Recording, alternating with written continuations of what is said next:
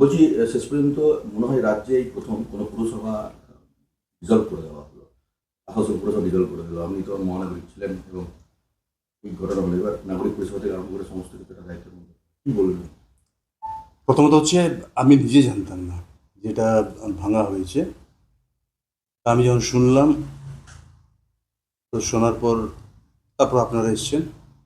এটা দেখুন, ওনাদের মনে হয় না গণতান্ত্রিক হিসাবে তো এটা অধিকার নয়। প্রথমত হচ্ছে একজন নির্বাচিত যারা রয়েছে 5 বছরের জন্য থাকে, তো ওনারা একটা চিঠি আমাদেরকে অলরেডি করেছিলেন, কমিশনার অ্যাড্রেস করেছিলেন, তারপর আমাকে দিয়েছেন এবং সেটাতে আমি রিপ্লাইও দিয়েছি গতকালকে।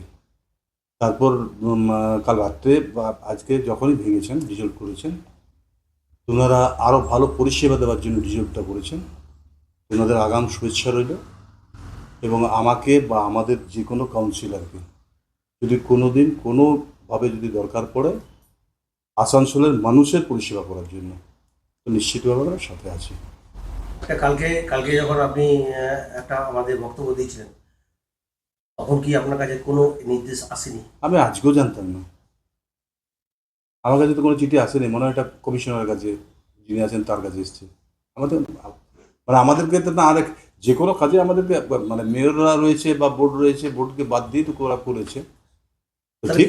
শ্যামাপ্রসাদ মুখোপাধ্যায়ের জন্মদিনও আপনাদের বলা হয়নি এরকম? না, আমি জানতামই না। তো এইভাবে হঠাৎ একটা সেট আপ সরে গেল, কতটা অসুবিধার মধ্যে পড়তে পারে পাবলিক বা সাধারণ মানুষ বা কর্পোরেশন? দেখুন, অসুবিধাতে মনে হয় পড়বে না বলেই তো ওনারা চিন্তা ভাবনা করেছেন। ওরা চাইছেন আরো ভালো পরিষেবা দেওয়ার জন্য, তো নিশ্চিতভাবে ওরা আরো ভালো সেট আপ তৈরি করে রেখেছেন। এই প্রশাসকের বসার আগে আর কি পরিষেবায় কিছুটা খামতি হয়েছিল মনে হচ্ছে? দেখুন, এটা বড় কর্পোরেশন। এখানে আসানসোল যে প্রপার আসানসোল ধরুন ঘিঞ্জি ভাবে রয়েছে। তো আমাদের যারা স্যানিটারি ডিপার্টমেন্টে কাজ করে, ধরুন সকালবেলার থেকে কাজ চালু করে, ময়লাটা উঠিয়ে দিল, আবার ময়লা ফেলেছে, তো সেটাকে আবার ওঠানো। তো এই যে কিছু কিছু জায়গায় হয়তো প্রবলেম ছিল। এবং ড্রেনেজ সিস্টেম আমরা বর্ষাকালে কন্টিনিউ প্রসেসে জল পড়লে জলটা বার করার মতন জায়গা ফায়গা ছিল না। তো সেগুলো আমরা এই 5 বছরের চেষ্টা করেছি, 4.5-5 বছরের চেষ্টা করেছি আমরা। যতটা ফান্ড পেয়েছি, যেভাবে ফান্ড পেয়েছি সেভাবে কাজ করেছি এবং আশা করছি যে সরকার যখন নিজে চালাবে এটাকে, তখন আরও বেশি পরিমাণ হয়তো ফান্ড পেয়ে আরও বেশি পরিমাণ কাজ হবে। জলের অ্যারেঞ্জমেন্টও আমরা যেখানে যেখানে কর্পোরেশনের লাইন ছিল আমরা জল ঠিকঠাকভাবেই দিতাম।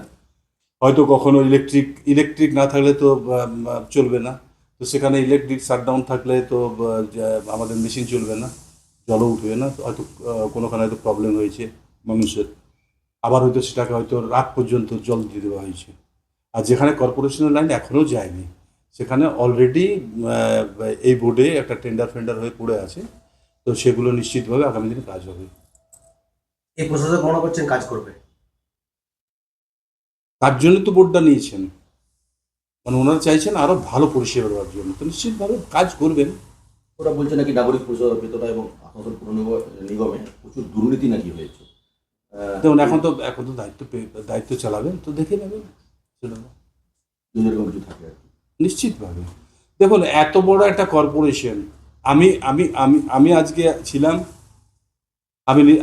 আমি নিজেই তো বলছি যে এত বড় কর্পোরেশন, এই স্টাফ এই নিয়ে সকাল থেকে কাজ করে নিশ্চিতভাবে কোথাও নোংরা পড়েছিল, হয়তো সকালে উঠিয়েছে আবার ফেলে দিয়েছে, তো সেগুলোকে পরিষ্কার পরিচ্ছন্ন করা, নিশ্চিতভাবে ইনারা হয়তো আরো ভালো পরিষেবা দিয়ে দেবেন। ওটা বোর্ডটা ভাঙবাড়ি ছিল, ওটা কোনো ব্যাপার নেই, ওটা কিছু কাজই করতে পারছে না। কোনো কাউন্সিলর এলাকায় নেই, ঘর ছেড়ে চলে গেছে, বাড়ি থেকে বেরোচ্ছে না, সাধারণ মানুষের সঙ্গে যোগাযোগ নেই, কোনো কাজ হচ্ছে না। বোর্ডটা ভাঙার দরকার ছিল, বোর্ডটা ভেঙেছে, ভালো হয়েছে।